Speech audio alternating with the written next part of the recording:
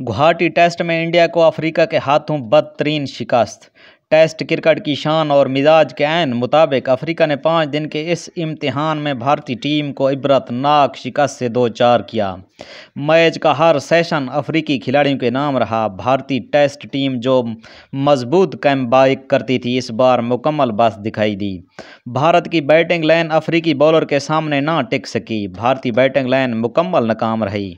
कोई भी भारतीय बैट्समैन अच्छी कारकर्दगी ना दिखा सकी। इस इबरतनाक शिकस्त ने न सिर्फ भारतीय टीम की तैयारियों पर सवाल खड़े कर दिए, दूसरी जानिब भारतीय कोच गौतम गंभीर पर भी शदीद तनकीद की जा रही है कि उसने टीम को खोखला करके रख दिया। इसी कोच ने कोहली और रोहित शर्मा को टीम से बाहर किया था।